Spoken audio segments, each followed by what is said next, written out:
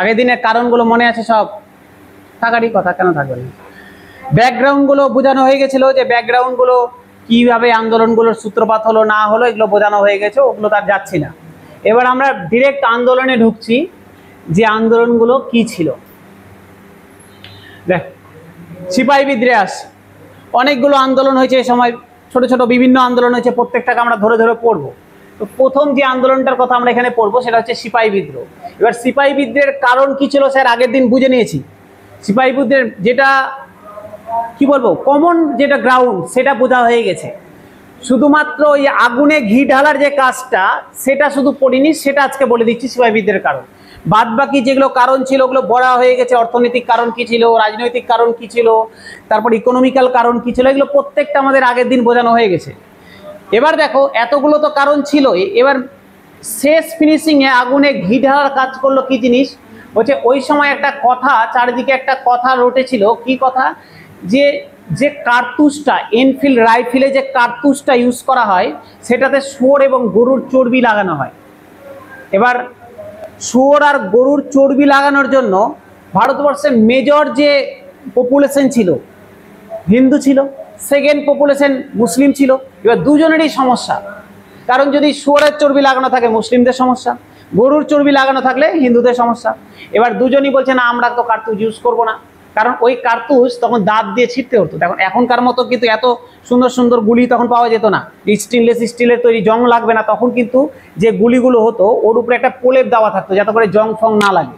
এবার ওটাকে দাঁত দিয়ে ছিঁড়ে ফেলে তারপরে লাগাতে হতো, ঠিক আছে। এখন তো সব উন্নত মানের হয়ে গেছে, এখন আর জং ফং লাগার ব্যাপার নেই, কিন্তু তখন আগে ওটাকে দাঁত দিয়ে ছিঁড়তে হতো। এবার যেহেতু দাঁত দিয়ে ছিঁড়তে হচ্ছে, ওখানে শুয়োরের চর্বি আছে, গরুর চর্বি আছে, তাহলে হিন্দু যারা ছিল ওরা বললো আমরা মুখে দিব না, যারা মুসলিম আছে ওরাও বলছে আমরা মুখে দিব না। এবার গল্প এটা কানে কানে রটেছে, কতটা সত্য কতটা কি কেউ তো জানে না, কানে কানে রটে। এবার সবাই বলছে হবে না হবে না। এবার ব্রিটিশরা তখন একটা সভা করলো, বলছে যে না এগুলো সব হিউমার, এগুলো সব হচ্ছে রটানো কথা, এগুলো সত্যি না, কোনো গরুর চর্বি বা শুয়োরের চর্বি এটা আমরা ইউজ করি না, এটা লোকজন এগুলো ভুলভ্রান্তি ছড়িয়েছে। এবার স্যার এখান থেকেই আসছে একজনের নাম, যার নাম মঙ্গল পাণ্ডে। ওই যে মঙ্গল পাণ্ডে তাহলে কে ছিল? মঙ্গল পাণ্ডের বাড়ি জানো তো, মঙ্গল পাণ্ডের কোথায় পোস্টিং ছিল? ব্যারাকপুরে। এবার আমরা অনেকে ভাবি হয়তো মঙ্গল পাণ্ডের বাড়িও বেঙ্গলে, না, মঙ্গল পাণ্ডের বাড়ি হচ্ছে ইউপিতে।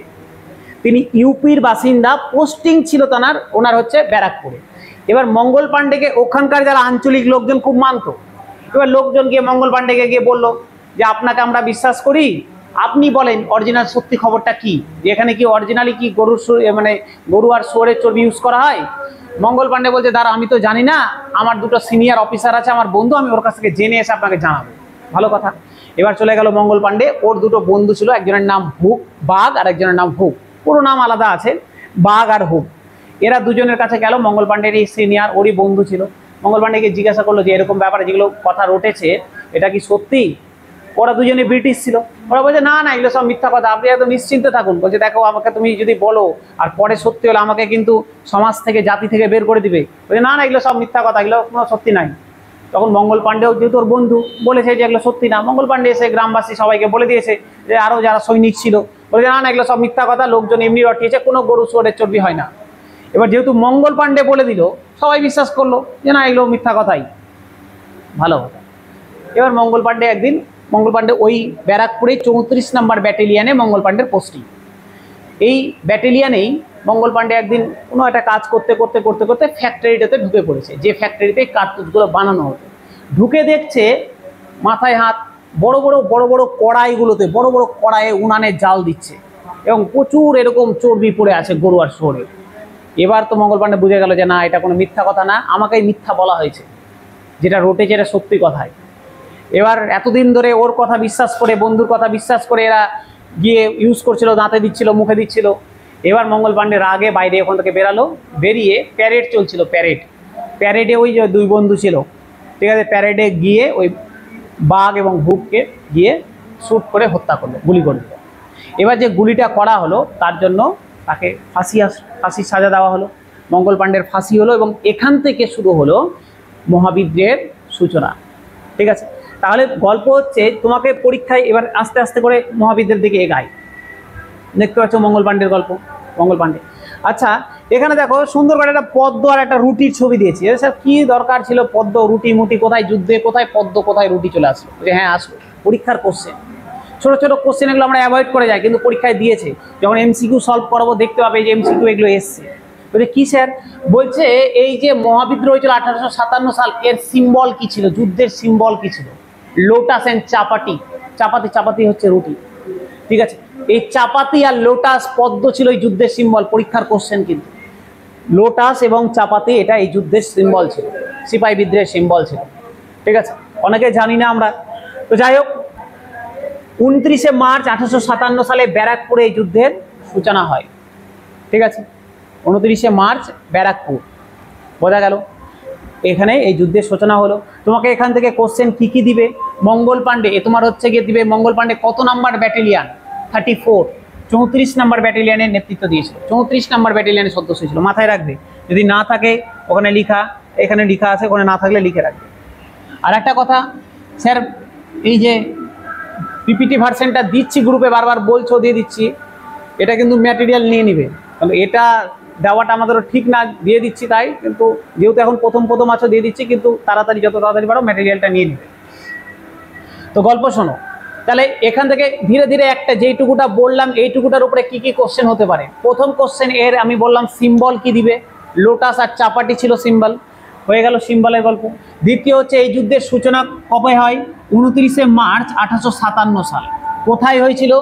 ব্যারাকপুরে হয়েছিল। কোথায় হয়েছিল? ব্যারাকপুরে হয়েছিল। কার মাধ্যম দিয়ে হয়েছিল? মঙ্গল পাণ্ডের মাধ্যম দিয়ে হয়েছিল। মঙ্গল পাণ্ডের বাড়ি কোথায়? ইউপিতে বাড়ি, ঠিক আছে? এবার কেউ যদি আরেকটু ডেপ, এটাকে নিয়ে আমাদের দেখো, আমাদের পরীক্ষায় পাস করা নিয়ে কথা, আমার পরীক্ষায় কমন পাওয়া নিয়ে কথা, এটাকে যদি আরেকটু ডিটেলস স্টাডি করতে যাও, যদি আরেকটু ভালো সোর্স থেকে স্টাডি করতে যাও, দেখবে আমাদের এই মহাবিদ্যালয়ের অ্যাকচুয়াল সূচনা কিন্তু বহরমপুরে হয়েছিল। বহরমপুরে তখন ফেব্রুয়ারি মাসে বহরমপুরে হয়েছিল, কিন্তু সেটা তেমনভাবে প্রভাব পায়নি।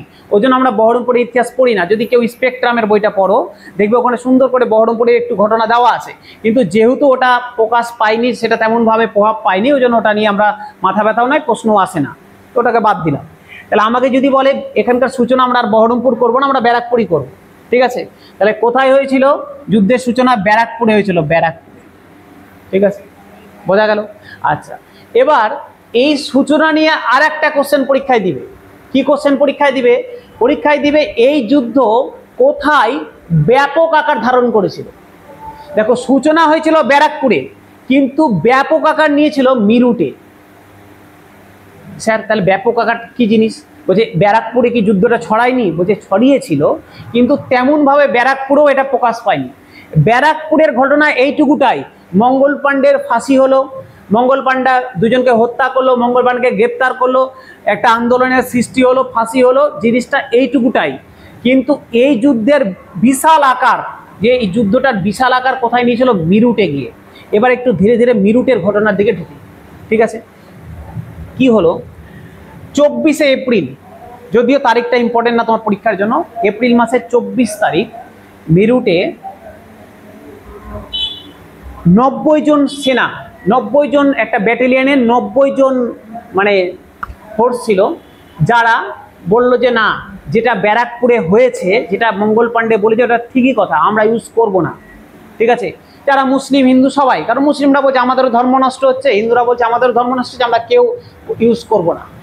এটা সেকেন্ড ধাপ এই আন্দোলনের। ফার্স্ট ধাপ তো ব্যারাকপুরে হয়ে গেল, সেকেন্ড ধাপ আবার মিরুটে ঝামেলা শুরু হলো। মিরুটে বলছে ওরা যে আমরা ইউজ করব না। 24শে এপ্রিল 1857 সাল মিরুটে ঘোষণাটা হলো। এপ্রিল মাসের 24 তারিখ, ঠিক ওই মাসটা শেষ হলো 9 তারিখ, পরের মাসের 9 তারিখ, মানে মে মাসের 9 তারিখ ব্রিটিশ গভর্নমেন্ট থেকে আদেশ আসলো যে এই 90 জনের মধ্যে 80-84 জনকে গ্রেপ্তার করে নাও। ভাবো, আমরা আমাদের ব্যাটালিয়ান একসাথে আছি 90 জন, আমরা বললাম আমরা ইউজ করব না। 24 তারিখে আমরা ঘোষণা করলাম আমরা ইউজ করবো না, আমরা আন্দোলন করা শুরু করলাম। 9 তারিখে, পরের মাসের 9 তারিখে ব্রিটিশ গভর্নমেন্ট থেকে একটা নির্দেশ আসলো, এই যে 90 জন ছিল, 90 জনের মধ্যে মোটামুটি একটা 80-84 নাম্বার আছে, বলছে এই 80 জনকে গ্রেপ্তার করে নাও, ঠিক আছে? 80 জনকে গ্রেপ্তার করে 9 তারিখ জেলে পাঠিয়ে দিল ব্রিটিশ গভর্নমেন্ট। ঠিক তার পরের দিন 10 তারিখ, 10 তারিখে হলো কি ঘটনাটা?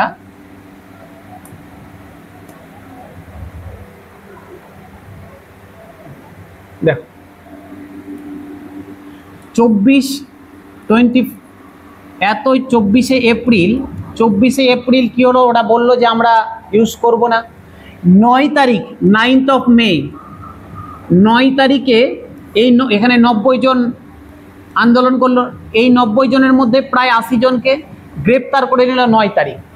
ঠিক তার পরের দিন 10 তারিখ 10th of May অন্যান্য যেগুলো ব্যাটালিয়ান ছিল মিরুটে, এটা তো একটা ব্যাটালিয়ানের গল্প, অন্যান্য যারা ব্যাটালিয়ান ছিল ওরাও বললো যে না, ওরা তো ঠিকই আন্দোলন করছিল, ওদেরকে গ্রেপ্তার কেন করলো? 10 তারিখের দিন অন্যান্য আরও যারা ব্যাটালিয়ান ছিল ওরা হামলা করে দিল জেলের উপরে। জেলে হামলা করে জেলকে ভেঙে এই 80 জনকে জেল থেকে মুক্ত করে দিল। এবং এখানেই হলো অফিসিয়ালি তোমার হচ্ছে সিপাহী বিদ্রোহের সূচনা। বোঝা গেল? এবার এটা গোটা দেশে ছড়িয়ে গেল। বুঝতে পারলে?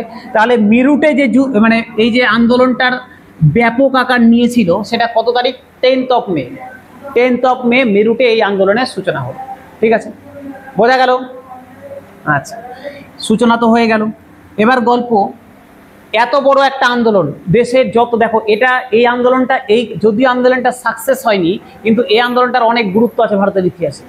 কেন গুরুত্ব আছে? বলছে এই সময় ভারতবাসীর কাছে সব রকম অপশন ছিল দেশকে স্বাধীন করানো। কারণ দেশের যারা মেন খাঁটি, যারা দেশের ইংরেজের হয়ে যে সমস্ত সৈনিকরা লড়াই করছিল ওরাই ওদের বিরুদ্ধে ছিল।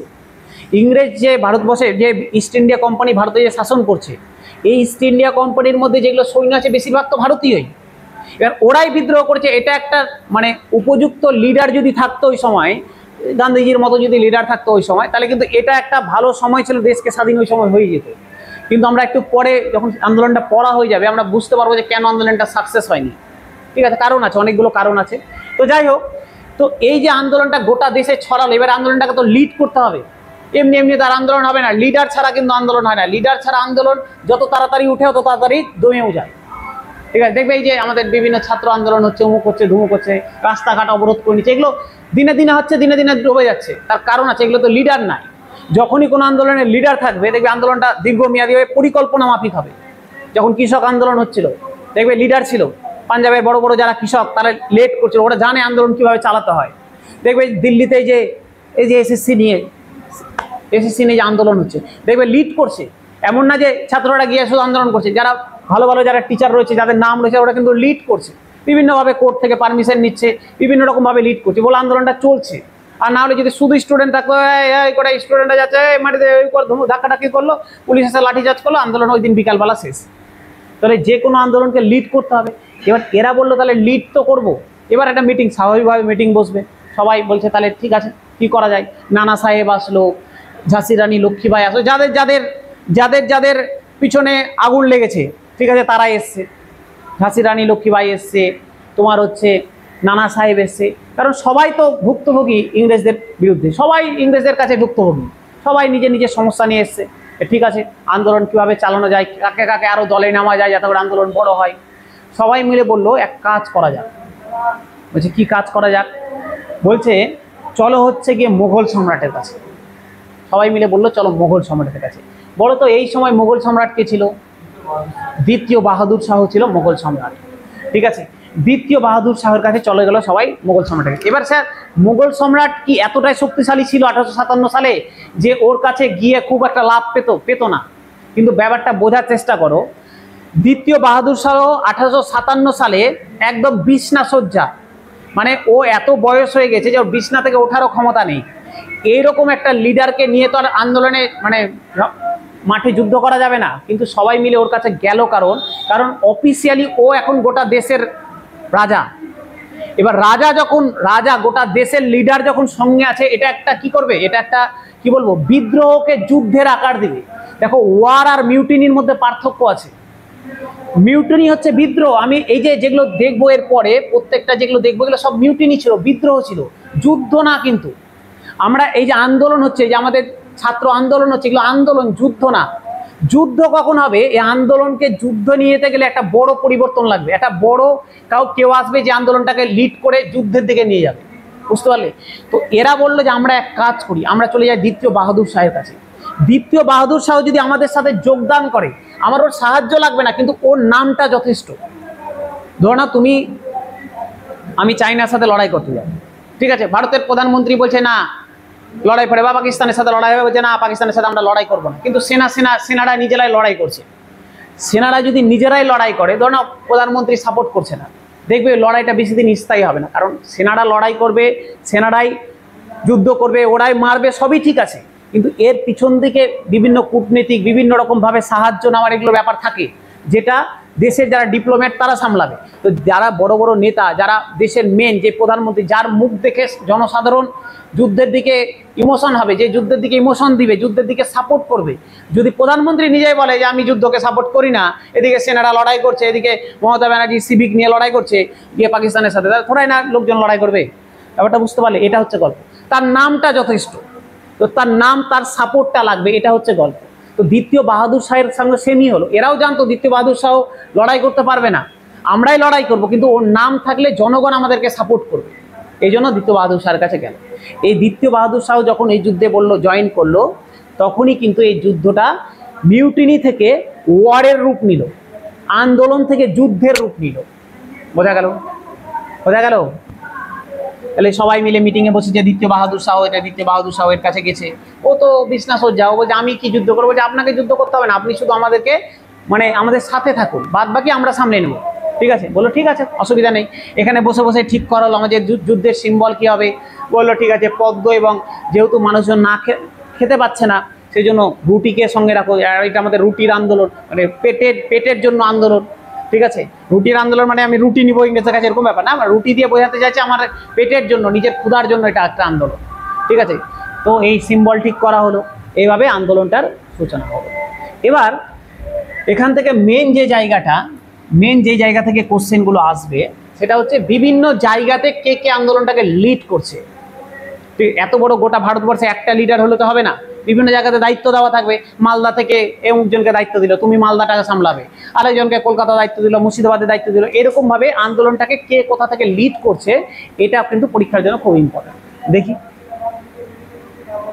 দেখো দিল্লি, দেখো দিল্লিতে মেন কিন্তু বসে আছে দ্বিতীয় বাহাদুর শাহ। দ্বিতীয় বাহাদুর শাহ মেন বসে আছে দিল্লিতে, কিন্তু দ্বিতীয় বাহাদুর শাহ একটু আগেই বললাম ও তো আর আন্দোলনে যেতে পারবে না।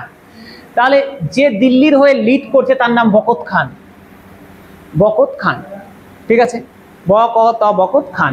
এবার এনারই একটা টাইটেল হচ্ছে সাহেব-ই-আলম। সাহেব-ই-আলম এনারই টাইটেল, সাহেব-ই-আলম হচ্ছে এনারই টাইটেল, মনে রাখবে। এই বকত খান অ্যাকচুয়ালি কে ছিল? ইনি বারাইলি যে সেনাবাহিনী ছিল, তারই একজন লিডার ছিল, তারই এক সেনাপতি ছিল। অ্যাকচুয়ালি ইনি কিন্তু বারাইলির একজন লিডার ছিলেন, ওখান থেকে তিনি দিল্লি এসেছিলেন, যে দিল্লি থেকে দিল্লিকে লিড করতে লাগলেন। বোঝা গেল? তিনটা কোশ্চেন দাঁড়ালো দিল্লি থেকে। দিল্লিকে কে লিড করছিল? বকত খান লিড করছিল। তার উপাধি কি ছিল? সাহেব-ই-আলম তার উপাধি ছিল। তিনি কোথাকার রিপ্রেজেন্টেটিভ ছিলেন? বারেলি যে ট্রপ ছিল, বারেলির যে সেনাবাহিনী ছিল, সেখানকার তিনি রিপ্রেজেন্টেটিভ ছিলেন। তিনি দিল্লিতে এসে দিল্লিকে লিড করছেন। বোঝা গেল? তাহলে প্রথম কথা গেল, দিল্লির গল্প গেল। সেকেন্ড কানপুর, ঠিক আছে, সেকেন্ড হচ্ছে কানপুর। স্যার কানপুর থেকে একটা কথা মনে রাখবে, কানপুরে এই যে বিট্টুর প্রাসাদের সদর দপ্তর ছিল, পরীক্ষায় কোশ্চেন দিয়েছে বিট্টুর প্রাসাদের সদর দপ্তর কোথায়। বিট্টুর প্রাসাদ নিয়ে অনেক গল্প আছে, আর ওই গল্পতে গেলাম না। বিট্টুর প্রাসাদের সদর দপ্তর ছিল কানপুরে। ঠিক আছে, এর স্যার সদর দপ্তরটি ছোট্ট করে শুনে রাখো কি জিনিস, মানে ওরা ঠিক করলো আলটিমেট আমাদের যত লিডার, বেশিরভাগ যারা লিডার ওই ইউপির এই সাইডে যত লিডার আছে, সবাই আমরা এই জায়গা থেকে আন্দোলনটাকে লিড করব। এখান থেকে বিট্টুর যে প্রাসাদ, এখান থেকে এটা হচ্ছে মূল ঘাঁটি, মূল জায়গা, যেখানে মিটিং হবে, যেখানে সবাই দেখা করবে, এখান থেকে ঠিক করবো আমাদের নেক্সট পদক্ষেপ কি। একটা জায়গা থাকবে তো, যে সবাই ধরুন আলাদা আলাদা জায়গা থেকে লিড করছে, ঠিক আছে, একটা সময় তো আমাদেরকে দেখা করতে হবে, নেক্সট আমাদের পদক্ষেপ কি, আমরা কোথা থেকে কিভাবে চালাবো। এই বিট্টুর প্রাসাদ থেকে আন্দোলনটাকে লিড করা হচ্ছিল। এটা কোথায় আছে? এটা কানপুরে রয়েছে। ঠিক আছে, আচ্ছা, এই কানপুর থেকে কে লিড করছিল? নানা সাহেব। নানা সাহেবের উপাধি জানোই তোমরা, দুন্দুপান। মাথায় রাখবে, খুব পরীক্ষা এসে কিন্তু দুন্দুপান্তের আসল নাম কি? নানা সাহেব। অ্যাকচুয়ালি নানা সাহিব, সাহেব ঠিক না, সাহিব, নানা সাহেব। নানা সাহেব কে ছিল বলো তো? নানা সাহেব আরেকজন ছিল, হ্যাঁ একদম ঠিক, তোমার হচ্ছে পেশোয়া। কোন পেশোয়া, কোন পেশোয়ার ছিল? হ্যাঁ কি নাম? বালাজি, বালাজি বাজিরাও। ঠিক, বালাজি বাজিরাওয়ের নাম ছিল নানা সাহেব। ওটা আলাদা, এই ব্যক্তি কিন্তু আলাদা। ঠিক আছে, আচ্ছা বোঝা গেল তাহলে দুন্দুপান। আচ্ছা আর কে ছিল স্যার? তাতিয়া টোপি ছিল, তাতিয়া টোপি। তাতিয়া টোপি, তাহলে কানপুর থেকে কে লিড করছিল? নানা সাহেব লিড করছিল, তাতিয়া টোপি লিড করছিল। তাতিয়া টোপির আসল নাম কি? রামচন্দ্র পাণ্ডুরঙ্গ। খুব আসে পরীক্ষায় কিন্তু, রামচন্দ্র পাণ্ডুরঙ্গ। তাতিয়া টোপির আসল নাম রামচন্দ্র পাণ্ডুরঙ্গ। বোঝা গেল? সমস্যা নেই? নাই। কি কি পড়লাম, কি কি পড়লাম? দিল্লি থেকে কে লিড করছিল? বখত খান লিড করছিল। ঠিক আছে, বখত খানের স্যার উপাধি কি ছিল? সাহেব-ই আলম। এই বখত খান কোথাকার ট্রপ ছিল? বেরেলি ট্রপ ছিল। হয়ে গেল। তারপরে আসলাম স্যার কানপুর। কানপুরে বিট্টুর প্রাসাদ অবস্থিত। এই কানপুর থেকে নানা সাহেব লিড করছিল, যার একটা উপাধি হচ্ছে দুন্দুপান। এখান থেকে তাতিয়া টুপি লিড করছিল, যার আসল নাম হচ্ছে রামচন্দ্র পাণ্ডুরঙ্গ। ঠিক আছে, ভালো কথা। আসি অবধি। ঠিক আছে, আচ্ছা স্যার আগে বলে নিই, তারপরে এই গল্পতে আসি। অবধ থেকে স্যার কে লিড করছিল? বেগম হজরত মহল। স্যার মনে আছে বেগম হজরত মহলের গল্প? যখন আমরা অবধ পড়ছিলাম, শেষ রাজা আজিদ আলী শাহ, ওই যে জুতা পড়ে যায়নি, ওর গল্প বলেছিলাম ওর একটা বউ ছিল, বউটা সোনা ধুতো দিত। আর প্রতি মনে আছে না? যারা স্যার পড়ে এসো, আশা করি অ্যাপে দেওয়া আছে, দেখে নিয়েছো। না দেখলে কি হবে, না ইউটিউবে দেখে নিবে। তো যাই হোক, তো গল্প বলেছে, ওই গল্প তার গেলাম না। ওই যে ওই রাজা আজিদ আলী শাহ, ওরই বউ। তখন বলেছিলাম না মূর্খ, মূর্খ না, দেখছে একটা আন্দোলন লিড করছে বউ। ওরই বউ হচ্ছে বেগম হজরত মহল। এই বেগম হজরত মহল ছিল অবধ থেকে লিড করছিল আন্দোলনটাকে। তিনি নার্সারি অফ বেঙ্গল আর্মি প্রতিষ্ঠা করেন। পরীক্ষায় আছে কিন্তু, নার্সারি অফ বেঙ্গল আর্মি কে প্রতিষ্ঠা করেছিল? লিখে রাখবে ম্যাটেরিয়ালে, নার্সারি অফ বেঙ্গল আর্মি। একে বেগম অফ অবধ বলা হয়। নার্সারি অফ বেঙ্গল আর্মি কে প্রতিষ্ঠা করেন? এই তোমার হচ্ছে গিয়ে, তোমার হচ্ছে কি নাম? বেগম হজরত মহল। তারই ছেলে, ইনারই ছেলের নাম হচ্ছে বিরজিস কাদির। বিরজিস কাদির। দেখো, এই বেগম হজরত মহল যখন আজিদ আলী শাহ মারা গেল, বেগম হজরত মহল তার সিংহাসনে বসলো না, ওর ছেলেকে বসালো, বিরজিস কাদিরকে। পিছন দিক থেকে লিড করছিল ওর মাই, কিন্তু যে সিংহাসনের নবাব হয়েছিল তিনি হচ্ছেন বিরজিস কাদির। ঠিক আছে, মাথায় রাখবে। বোঝা গেল? তাহলে অবধের হয়ে কে লিড করছিল? বেগম হজরত মহল লিড করছিল। বেগম হজরত মহল কি প্রতিষ্ঠা করেছিলেন? নার্সারি অফ বেঙ্গল আর্মি প্রতিষ্ঠা করেছিলেন। তার ছেলের নাম কি? বিরজিস কাদির হচ্ছে তার ছেলে। আচ্ছা, এবার গল্প। অবধের একটা গল্প দেখো, খুব ইম্পর্টেন্ট, মাথায় রাখবে। হেনরি লরেন্স এখানে আশ্রয় নিয়েছিল রেসিডেন্সিতে। এই লখনৌয়ের রেসিডেন্সিতে আশ্রয় নিয়েছিল হেনরি লরেন্স। এবার স্যার কি গল্প, এখানে লিখে দেওয়া উচিত ছিল, লিখে দাঁড়িয়ে যেত, যাই হোক পরে বলছি। এই হেনরি লরেন্সের একটা গল্প আছে। হেনরি লরেন্সকে একটু ছোট্ট করে বলি। চীনহাটের যুদ্ধ বলে একটা যুদ্ধ হয়েছিল ফাজিয়াবাদ, ইউপিতে। ওটাতে চীনহাটের যুদ্ধ একটু পরেই আমরা পড়বো। ফাজিয়াবাদ যখন আছে দেখবে, ফাজিয়াবাদ এখানে আমরা পড়বো চীনহাটের যুদ্ধ। এই চীনহাটের যুদ্ধে মৌলভী আহমেদুল্লাহ লিড করছিল, কিন্তু অ্যাকচুয়ালি এই যুদ্ধটা ওখানকার জনগণই চালাচ্ছিল। লখনৌয়ের খুব ফেমাস যুদ্ধ এটা, চীনহাটের যুদ্ধ। লখনৌয়ের খুব ফেমাস যুদ্ধ। ভাবো, একটা ব্রিটিশদের বিরুদ্ধে ওখানকার একটা সামান্য একটা গ্রামের জনগণই ব্রিটিশদের বিরুদ্ধে কোনো সাপোর্ট ছাড়াই ওখানকার জনগণই লড়াই করছে ব্রিটিশদের সাথে। এই যুদ্ধটা চীনহাটের যুদ্ধ নামে পরিচিত, এবং এই যুদ্ধে হেনরি লরেন্স ছিল ব্রিটিশের হয়ে। এই হেনরি লরেন্সকে এরা পরাজিতও করেছিল। ভাবতে পারছো, এটা মানে লখনৌয়ের কাছে খুব একটা বড়, একটা খুব সুন্দর ইতিহাস।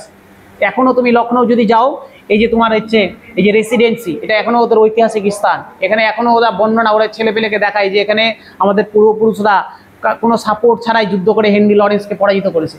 তো যাই হোক, হেনরি লরেন্সকে পরাজিত করেছিল। হেনরি লরেন্স পালাতে পালাতে আশ্রয় নিয়েছিল এসে এই রেসিডেন্সিতে, লখনৌয়ের এই রেসিডেন্সিতে গিয়ে আশ্রয় নিয়েছিল। লখনৌয়ের রেসিডেন্সিতে আশ্রয় নিয়েছিল হেনরি লরেন্স, এবং ওর মধ্যেই হেনরি লরেন্স মারা যায়। তাহলে এখান থেকে গল্প যেটা দাঁড়ালো, তোমাকে প্রশ্ন দিবে অবধের মধ্যে অবধ যেটা সেটাই লখনৌ কিন্তু। ঠিক আছে, অবধটাই লখনৌ, এখন নাম লখনৌ, আগে অবধ নাম ছিল আলাদা। ফের পরে বলো না স্যার অবধ স্যার পড়ে এসছি আর পরীক্ষায় লখনৌ দিয়ে দিয়েছে। যেটা অবধ ওটাই লখনৌ। তাহলে এই লখনৌতে বা অবধেই আছে হেনরি লরেন্সের রেসিডেন্সি। ঠিক আছে, পরীক্ষায় দিবে হেনরি লরেন্সের রেসিডেন্সি কোথায় অবস্থিত? অবধে অবস্থিত, লখনৌতে অবস্থিত। ঠিক আছে, তিনি এখানেই মারা যান। এ পর্যন্ত ক্লিয়ার হলো। নেক্সট আসি স্যার ঝাঁসি। ঝাঁসি, ঝাঁসির রানী লক্ষ্মীবাই ছোটবেলা থেকে পড়ে এসছি। ঠিক আছে, মেয়েদের এক বীরত্বের প্রতীক ছিল ঝাঁসির রানী লক্ষ্মীবাই। যখন আমরা নেতাজি সুভাষচন্দ্র বসু পড়বো, তিনি তার যে ব্রিগেডগুলো ছিল, ঝাঁসির রানী ব্রিগেড, ঠিক আছে, তার ব্রিগেডগুলোর নামও ছিল, মহিলাদের যে ব্রিগেড ছিল, ব্রিগেডের নাম দিয়েছিলেন তিনি ঝাঁসির রানীর ব্রিগেড। তাহলে নিঃসন্দেহে ঝাঁসি রানীর দবদবা ছিলই। ঠিক আছে, এক মহিলা হয়ে কি বীরত্বের সাথে লড়াই করেছিল তারই প্রমাণ হচ্ছে গিয়ে এই 1857 সালের মহাবিদ্রোহ। একটা মহিলা গোটা একটা আন্দোলনকে লিড করছে এবং যুদ্ধক্ষেত্রে মারা যাচ্ছে, এটা একটা জলজান্ত প্রমাণ তোমার হচ্ছে ঝাঁসি রানী। আচ্ছা দেখো তো, ঝাঁসি রানী তো ভালো কথা, ঝাঁসি রানী এখানে আরেকটু পরে বলছি। ঝাঁসি রানীর সাথে আরেকটা নাম জড়িয়ে আছে, তাঁতিয়া টুপি। একটু আগেই আমরা তাঁতিয়া টুপি পড়লাম না নানা সাহেবের কাছে? তাহলে একজন ব্যক্তি দু জায়গাতে কিভাবে লিড করছে? বলছে না, ব্যাপারটা এরকম না, ব্যাপারটা হচ্ছে এরকম, তাঁতিয়া টুপি প্রথমে নানা সাহেবের হয়ে লিড করছিল, কিন্তু তার সাথে তার একটু মর্তের পার্থক্য হয় নানা সাহেবের সাথে, দিয়ে ওটা ছেড়ে দেয়, ওনার সঙ্গ ছেড়ে দেয়, উনি এসে যোগ দেন এর সাথে, তোমার হচ্ছে তাঁতিয়া টুপির সাথে, এই লক্ষ্মীবাইয়ের সাথে। ঠিক আছে, তাহলে লক্ষ্মীবাই এবং তাঁতিয়া টুপি দুজনই কোথায় লিড করছিল? ঝাঁসিতে। ঠিক আছে, ঝাঁসিতে। ঝাঁসিটা কোথায় যদি বলে, ঝাঁসিটা কোথায় অবস্থিত? গোয়ালিয়র, গোয়ালিয়রে অবস্থিত। এবার এখানে এখানে একটু ভালো করে শুনবে যে ঝাঁসিটা স্যার কি গল্প হলো। অ্যাকচুয়ালি মনে আছে আমরা সত্য বিলোপ নীতির কথা পড়েছিলাম, সত্য বিলোপ নীতির কথা পড়েছিলাম। তো এই সত্য বিলোপ নীতি অনুযায়ী ঝাঁসি দখল করে নেয় তোমার হচ্ছে গিয়ে লর্ড ডালহৌসি, দখল করে নিল। যখন ঝাঁসি দখল করে নিল, ঝাঁসি কেন দখল করলো? কারণ এর নিজস্ব কোনো সন্তান ছিল না, দখল করে নিল। এখান থেকে পালিয়ে গেল লক্ষ্মীবাই, পালিয়ে কোথায় আসলো? গোয়ালিয়রে আসলো। গোয়ালিয়রে যখন পালিয়ে ঢুকলো, গোয়ালিয়রের যারা লোকজন ছিল, যারা জনসাধারণ ছিল, ওরা এই ঝাঁসি রানী লক্ষ্মীবাইকে একদম মোস্ট হার্ডলি ওয়েলকাম করলো। কারণ সবাই জানতো ঝাঁসি রানী লক্ষ্মীবাইয়ের কতটা, তার যে পারদর্শিতা সবাই জানতো, ওকে হার্ডলি ওয়েলকাম করলো যে না, হ্যাঁ আপনি আমাদের আন্দোলন লিড করেন, গোয়ালিয়র থেকে আপনি লড়াই করেন, আপনার আন্ডারে আমরা লড়াই করতে চাই। কিন্তু সমস্যা হলো, গোয়ালিয়রের যারা রাজা ছিল, সিন্ধিয়ারা ছিল তখন গোয়ালিয়রের রাজা, এই সিন্ধিয়ারা ইংরেজকে সাপোর্ট করলো। দেখো দুটো ঘটনা, ঝাঁসি রানী ঝাঁসি দখল করে নিয়েছে, ও পালিয়ে আসলো গোয়ালিয়রে। গোয়ালিয়রের গল্প হচ্ছে, গোয়ালিয়রের জনসাধারণ সাপোর্ট করলো ঝাঁসিকে, লক্ষ্মীবাইকে, আর গোয়ালিয়রের রাজা সাপোর্ট করে দিল, সিন্ধিয়ারা সাপোর্ট করে দিল হচ্ছে গিয়ে ব্রিটিশ। ঠিক আছে, ও মনে মনে ব্রিটিশের দিকে চলে গেল, জনগণ লক্ষ্মীবাইয়ের দিকে থাকলো। এই পরিস্থিতিতে গোয়ালিয়রের হয়ে লড়াই করলো হচ্ছে গিয়ে ঝাঁসি রানী লক্ষ্মীবাই করলো, এবং এখানে তিনি মারা যান। যে জায়গাতে মারা গেছিল, যেখানে তার কবর আছে, সেই জায়গাটার নাম হচ্ছে কুলপি। কুলপি, খাওয়ার কুলফি না কিন্তু, কুলপি, প। ঠিক আছে স্যার, কুলফি প, প না, প না, প, কুলপি। এই কুলপিটা কোথায় আছে? গোয়ালিয়রে আছে। তোমাকে পরীক্ষায় কোশ্চেন দিবে ঝাঁসি রানী লক্ষ্মীবাইয়ের কবর কোথায় আছে? কুলপিতে আছে। যদি অপশন না থাকে গোয়ালিয়র অপশন থাকবে, গোয়ালিয়রেরই একটা জায়গা হচ্ছে কুলপি। বোঝা গেল? তাহলে এটাই লেখা আছে দেখো, লক্ষ্মীবাই গোয়ালিয়র থেকে যুদ্ধ করেন, এখানে কুলপিতে তার সমাধি আছে। ঠিক আছে, সমস্যা নেই, নাই তো? নাই, না থাকারই কথা। বিহার, বিহারের জগদীশপুর, বিহারের জগদীশপুর বলে একটা জায়গা আছে, এখান থেকে কে লিড করছিল? কুনওয়ার সিং, অমর সিং, এরা লিড করছিল। কুনওয়ার সিং, অমর সিং লিড করছিল। মোস্ট ইম্পর্টেন্ট যার নাম কুনওয়ার সিং, মেন লিডার ছিল কুনওয়ার সিং। স্যার কেন মেন লিডার? অমর সিং কি ছিল না? হ্যাঁ ছিল। এবার গল্প শোনো, পরীক্ষায় কোশ্চেন দিয়েছে, পরীক্ষার যারা কোশ্চেন সেটার ওদেরও মাথা ব্যথা ঠিক নাই, বুঝতে পারলে? এত এত শিফটে পরীক্ষা হচ্ছে কিনা, মাথা ব্যথা ঠিক নেই, ওরাও মানে ছেলে পেলেকে ভুল করানোর জন্য যা ইচ্ছা তাই কোশ্চেন করছে। রিসেন্ট পরীক্ষারই কথা বলছি, পরীক্ষায় কোশ্চেন দিয়েছে যে তোমার হচ্ছে বিহারের হয়ে কে লিড করছিল আন্দোলন। অপশানে কুনওয়ার সিং, অমর সিং দুটোই দেওয়া আছে। যদি এরকম দুটো দেওয়া থাকে, কুনওয়ার সিং অ্যান্সার হবে, মেন লিডার কুনওয়ার সিং ছিল। ঠিক আছে, আর যদি না থাকে, কুনওয়ার সিং নাই, অমর সিং আছে, তাহলে তো ঠিক আছে, অমর সিং হলো। তাহলে কুনওয়ার সিং, অমর সিং দুজন বিহারের হয়ে লিড করেছিল, মেনলি জগদীশপুর। ঠিক আছে, অনেক সময় বিহার দেয়নি, জগদীশপুর দিয়ে দিয়েছে, জগদীশপুরের হয়ে কে লিড করছে। ঠিক আছে, আচ্ছা তারপর আছে ফাইজাবাদ। একটু আগেই বললাম ফাইজাবাদের গল্প। ফাইজাবাদের হয়ে লিড করছিল মৌলভী আহমেদুল্লাহ। মৌলভী আহমেদুল্লাহ, এই মৌলভী আহমেদুল্লাহর আরেকটা নাম হচ্ছে ডঙ্কা সাহু। ডঙ্কা সাহু, ঠিক আছে, মৌলভী আহমেদুল্লাহর আরেকটা নাম হচ্ছে ডঙ্কা সাহু। একটু আগেই বললাম স্যার চিনাটের যুদ্ধে জয়লাভ করেছিলেন হেনরি ভার্সেস হেনরি লরেন্স, বললাম।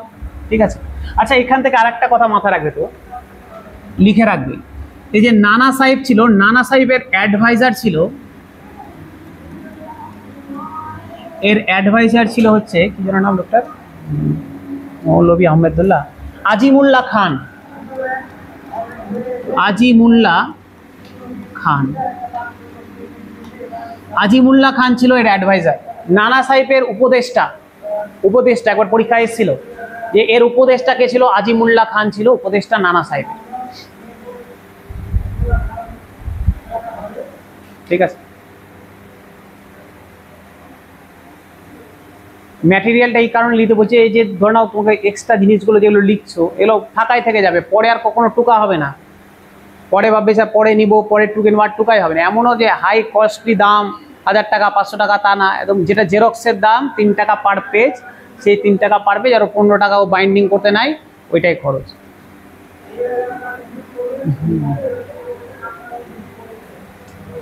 ঠিক আছে, হয়ে গেল এই পর্যন্ত। আচ্ছা লাস্ট, পরগনা বারুদ। ঠিক আছে, এটা আনকমন জায়গা, কিন্তু আনকমন হলেও পরীক্ষার জন্য ইম্পর্টেন্ট। পরগনা বারুদ, পরগনা বারুদ হচ্ছে স্যার ইউপির একটা জায়গা। ঠিক আছে, এখানে থেকে কে লিড করছিল, শাহমাল, শাহমাল লিড করছিল এই জায়গাটা, শাহমাল লিড করছিল। আচ্ছা এই পরগনা বারুদ এটাকে 84 ভিলেজ, 84 ভিলেজ, এভাবে তোমাকে সংখ্যাতে 84 দেওয়া থাকতে পারে, বা বানান করে 84 লেখা থাকতে পারে। 84 ভিলেজ মানে 84টা গ্রামের সমষ্টি ছিল এটা। এই জায়গাটাকে লিড করছিল শাহমাল, এটাও কিন্তু ইম্পর্টেন্ট। শাহমাল তিনি সেপ্টেম্বর মাসের 1857 সালে সেপ্টেম্বর মাসে মারা যান। ঠিক আছে, প্রত্যেকটা স্যার দেখো একটা জিনিস বোঝার চেষ্টা করো, এত কিছু বাকি থাকলো, আমি তোমাকে সেপ্টেম্বর 1857 লিখলাম, আমার ইচ্ছা হয়েছে বা পেয়েছি বলে লিখে দিইনি।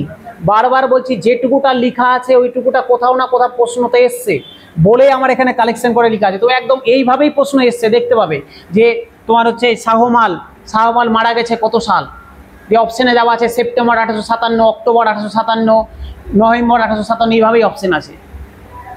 ঠিক আছে, এটা যখন বললে আর একটা কোশ্চেন এসে এখান থেকে দাঁড়াও, লক্ষ্মীবাই কোথায় গেল, এই যে লক্ষ্মীবাই, লক্ষ্মীবাইয়ের মরার তারিখটাও পরীক্ষায় এসছে 7 এপ্রিল 1858 সাল, 7th of এপ্রিল, এটাও লিখে রাখবে 1858, 7th of এপ্রিল 1858 সাল, লক্ষ্মীবাইয়ের তারিখটাও লিখে রাখবে। হয়ে গেল। তাহলে সেপ্টেম্বরে 1857 সালে শাহমাল মারা গেলেন। তিনি কোথা থেকে লিড করছিলেন, তিনি 84 ভিলেজ লিড করছিলেন, যেটা তোমার হচ্ছে পরগনা বারুদ নামে পরিচিত। ঠিক আছে, সমস্যা নাই, নাই তো নাই। তাহলে একটু রিভিশন করে নিই, প্রথম কি পড়লাম স্যার, প্রথম দিল্লি পড়লাম। দিল্লির হয়ে কে লিড করছিল, বখত খান, উচ্চারণ করবে, মুখ দিয়ে উচ্চারণ করো, বখত খান লিড করছিল দিল্লির হয়ে। তার স্যার উপাধি কি ছিল, সাহেব-ই আলম। ঠিক আছে, তারপরে কি পড়লাম স্যার, তিনি কোথাকার ট্রপ ছিলেন, বেরেলি ট্রপ ছিলেন। নেক্সট পড়লাম হচ্ছে কানপুর, কানপুরে বিট্টুর প্রাসাদ অবস্থিত। কানপুর থেকে কে লিড করছিল, নানা সাহেব লিড করছিল। তার দন্দুপান্ত হচ্ছে তার এই নাম, তাকে লিড করছিল কে, তাকে সহযোগিতা করছিল তাতিয়া টোপি। তাতিয়া টোপির আসল নাম রামচন্দ্র পাণ্ডু। নেক্সট পড়লাম অবধ, অবধে স্যার হেনরি লরেন্সের রেসিডেন্সি অবস্থিত। আচ্ছা, অবধের হয়ে কে লিড করছিল, বেগম হজরত মহল লিড করছিল। তিনি নার্সারি অফ তোমার বেঙ্গল আর্মি প্রতিষ্ঠাতা করেন। তার ছেলের নাম হচ্ছে বার্জিস পদির, হচ্ছে তার ছেলের নাম। আচ্ছা, ঝাঁসি হয়ে কে লিড করেছিল, লক্ষ্মীবাই লিড করেছিল, তাকে সহযোগিতা করেছিল তাতিয়া টোপি। তার সমাধি কোথায় আছে, গোয়ালিয়রের কুলপিতে আছে। তিনি 7th এপ্রিল 1858 সালে মারা যান। হয়ে গেল। তারপরে আছে বিহার, বিহারের জগদীশপুর, জগদীশপুরের কে লিড করেছিল বিহারের হয়ে, কনওয়ার সিং আর হচ্ছে অমর সিং। ঠিক আছে, তারপরে পড়লাম ফাইজাবাদ, ফাইজাবাদে হচ্ছে মৌলভী আহমেদুল্লাহ লিড করছিল, আর হচ্ছে চিনাটের যুদ্ধে তিনি জয়লাভ করেছিলেন হেনরি লরেন্সের বিরুদ্ধে। ঠিক আছে, পরগনা বারুটে লিড করছিল হচ্ছে ইউপি, ইউপির এখানে লিড করছিল হচ্ছে গিয়ে কে, শাহমাল, 84 ভিলেজ। তিনি মারা যান সেপ্টেম্বর মাস 1857 সাল। ঠিক আছে, হ্যাঁ বুঝলাম না, ভাজপাই না, ভাগপাট, ভাগপাট।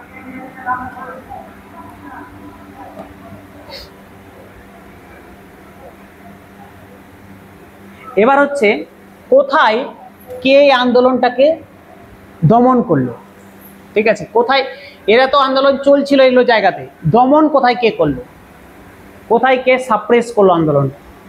দেখো বিভিন্ন জায়গাতে আন্দোলন চলছে, কে কোথায় লিড করলো, ঠিক আছে, এবার আন্দোলনগুলোকে তো যখন শেষ হলো কে আন্দোলনগুলোকে থামালো, কে দমন করলো, এই নামগুলো ইম্পর্টেন্ট। স্যার দিল্লি, দিল্লিতে কে রোধ করলো, হুডসন, দিল্লিতে কে রোধ করলো, হুডসন।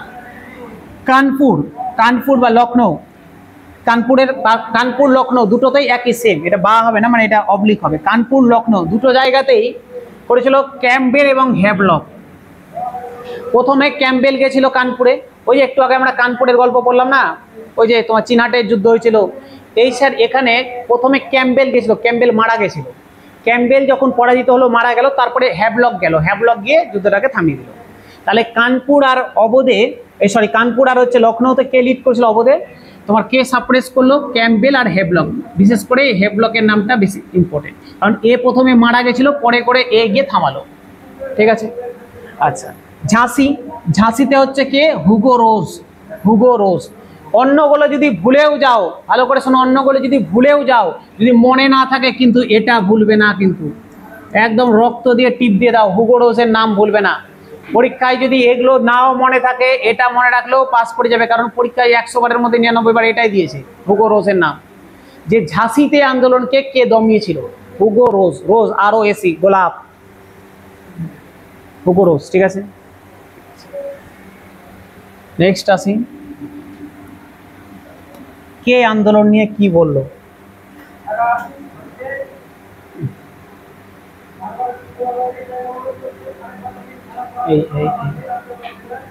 দেখ নানা সাহেব যখন আন্দোলন শেষ হলো, নানা সাহেব পালিয়ে গেল তোমার হচ্ছে গিয়ে নেপালে।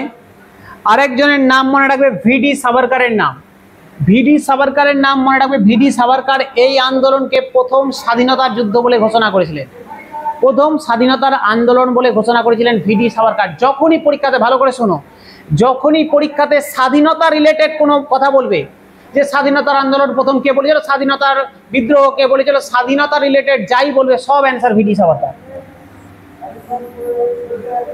ঠিক আছে। তাহলে 1857 সালের এই আন্দোলনকে প্রথম স্বাধীনতার যুদ্ধ বলে ঘোষণা করেছেন VD সাভারকার। কিন্তু অনেকে না, বেশিরভাগ ঐতিহাসিকই এইটাকে মানতে নারাজ যে 1857 সালের আন্দোলন স্বাধীনতার আন্দোলন ছিল না, ঠিক আছে। এবার যদি বলে স্যার কেন নারাজ, কেন নারাজ, তো আমি আমার যুক্তি দিই কেন নারাজ, মানে আমার যুক্তি না, ওদেরই যুক্তি, কেন নারাজ। দেখো আমরা মোটামুটি 1857 সালে যুদ্ধ পড়ে নিলাম, বুঝে গেলাম কেন হয়েছে না হয়েছে সব, তাকাও, কেন হয়েছে না হয়েছে সব বুঝে গেলাম। একটু নিজেও একটু ভাবো তো, আমি এতক্ষণ ধরে আন্দোলনের কথা পড়লাম, এত কিছু পড়লাম, 1857 সালের এই আন্দোলন নিয়ে আমরা একবারও পড়িনি যে এতজন লিডারের মধ্যে কেউ বলেছে যে আমরা ভারত স্বাধীনতার জন্য আন্দোলন করছি। সবাই আন্দোলন করছে নিজের নিজের স্বার্থে। ঝাঁসির রানী লক্ষ্মীবাঈ, আমি কাউকে ছোট করছি না, যারা লড়াই করেছে দেশের জন্যই লড়াই করেছে, কিন্তু স্বার্থটা নিজের স্বার্থের সাথে জড়িত ছিল। দেশকে স্বাধীন করব এই স্বার্থ কারো ছিল না। ঝাঁসির রানী লক্ষ্মীবাঈ লড়াই করছে নিজের স্বার্থে, কারণ তার রাজ্য চলে গেছে। নানা সাহেব লড়াই করছে কারণ নানা সাহেব ছিল দ্বিতীয় বাজিরাওয়ের দত্তক ছেলে, ওরটা চলে গেছে, ওর পেনশন আসা বন্ধ হয়ে গেছে। কৃষকরা লড়াই করছে কারণ তাদের উপর ট্যাক্স বাড়িয়ে দিয়েছে। জমিদাররা লড়াই করছে, হ্যাঁ বলুন, সাহিব, সাহিব হচ্ছে সাহিব, হ্যাঁ হ্যাঁ সব মানে হচ্ছে, ঠিক আছে। তো তারপরে হচ্ছে জমিদাররা লড়াই করছে কারণ চিরস্থায়ী বন্দোবস্ত লাগু হয়ে গেছে, ওদের কাছে টাকা নাই, সব ইংরেজরা জমি নিয়ে নিয়েছে, ওদেরকে মাত্র 1/11 অংশ দিচ্ছে, 10/11 ইংরেজরা নিয়ে নিচ্ছে। তোমার হচ্ছে শ্রমিকরা লড়াই করছে কারণ ওরা কার্তুজের সাথে ঝামেলা হয়েছে। প্রত্যেকের নিজের নিজের কারণে লড়াই করছে, এরা কিন্তু কেউই সংঘবদ্ধভাবে লড়াই করে না, সবাই লড়াই করছে নিজের নিজের জায়গা থেকে, কিন্তু ঐক্যবদ্ধ না যে আমরা দেশ স্বাধীন করব, সবাই মিলে একসাথে দেশের জন্য লড়াই করব, এই চিন্তা ভাবনাটা কারোর মধ্যে ছিল না। যার জন্য গোটা ভারতবর্ষের লোকজন এরাকে সাপোর্ট করেনি। এরা যেভাবে ভেবেছিল গোটা ভারতের লোক আমাদের উপর ঝাঁপিয়ে পড়বে, সাপোর্ট করেনি। যারা শিক্ষিত ভারতীয় ছিল তারা সাপোর্ট করেনি, তারা জানতো যে এটা আন্দোলন নিজের স্বার্থের লড়াই, ওরাও আসেনি।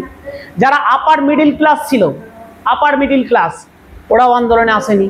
তাহলে একটা মেজর পোর্শন আর বিশেষ করে সাউথ ইন্ডিয়ার দিকে লোকজনও কিন্তু আন্দোলনে আসেন। নর্থ ইন্ডিয়ারই কিছু লোকজন সাপোর্ট করেছিল, নর্থ ইন্ডিয়াতেই আন্দোলনটা চলছিল। তাহলে কেন করেনি? কারণ এদের নিজেরও দোষ আছে।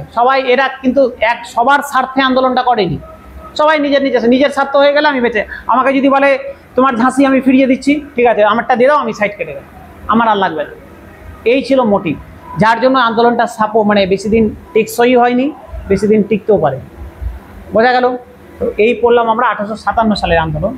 কতক্ষণ টাইম আছে? আর কেমিস্ট্রি আমি এটাই পড়ে নিই, শেষ করি চলো। কিছুটা শেষ তো হবে না, যতটা হয় চলো।